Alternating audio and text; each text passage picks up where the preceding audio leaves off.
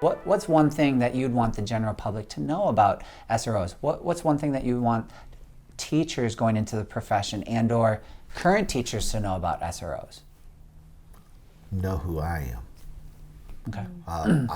And real quick, I had a substitute teacher. She's down in Berea, and I was going to teach a class one day, and I was full of a class of kids that aren't fond of the police because maybe what they see in the media, maybe what parents tell them. Sure. And I had a kid say something, about it, and he's like, "Well, you don't like this," and that teacher said, "Yeah, my people," meaning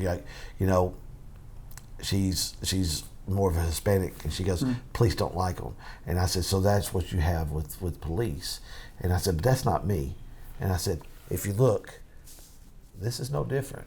If you're basing everything upon me because of what uniform I wear, that's wrong of you. Get to know who I am. You'll find out that I'm just like anyone else out there. You see me in the supermarket, I'm the same bubbly guy, but get to know who us, not what our uniform is and what our job duties are. Get to know who we are, and then you might find out, hey, this is this kind of person, and this is the title that they have. But know who I am first." Absolutely. And I've been over here in Fayette County 5 years now.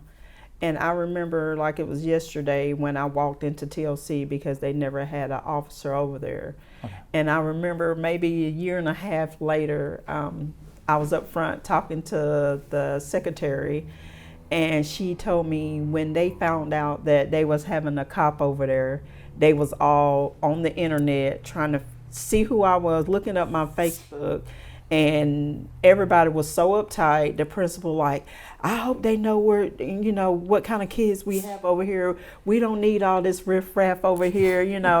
They thought, even as adults, they had their perspective of what law enforcement. what law enforcement was, and how I was gonna come in there and just make everybody's life miserable and really turn it upside down. So like a year later, she told me that they had that conversation before I came there, and she said it was nothing like what she said. "I feel so safe coming in this school every day, and when you're not here," she said, "you notice how many times I text you, where are you at today?" She said, "Because having you here has really made coming to work a little easier than it used to be."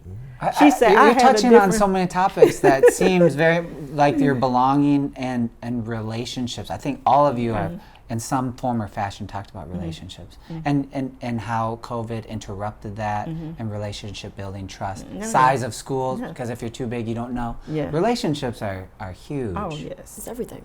Oh yes, it's easier for these kids though to like connect with you, because like a lot of the older officers, they know that like these kids, like a breakup, that's the end of their world.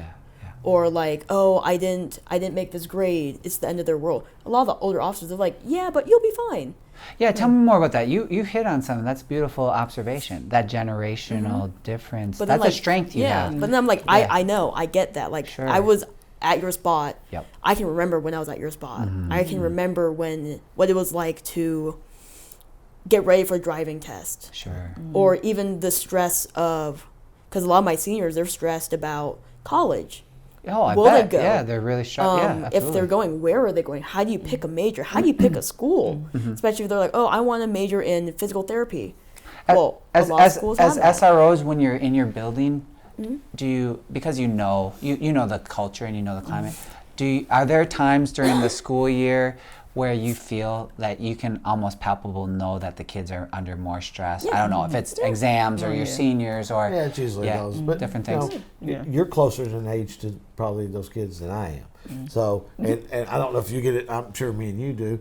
You don't know what it's like. And, I look at them and say, "Do you know what it's like in 1990?" They're like this. I know what a big deal's like. Just because it's this time and age, you don't know what it's like. So, we just try to. It's always trying to give them reassurance and perspective. Getting into the schools was very hard.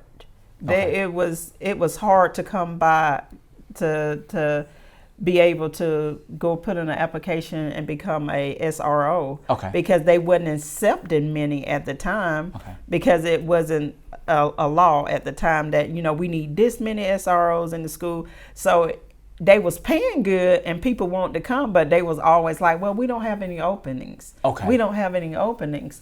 Because if this was around when I was young and was going through the police academy, I could bet you this is exactly where I would have went to being a SRO.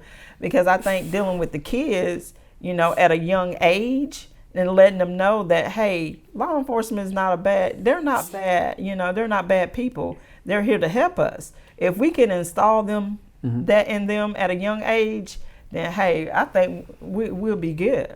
Yeah. So Yeah. I think that's where it came. A lot of the older people start to come in because now it's mandatory. Now they've passed this law, and now we need all these police officers to fill this position. So, and everybody like, hey, well, I'm retired. I can go over there and help out. I can help out. And so a lot of older people start to come over. For them to make that connection, you know, that was great.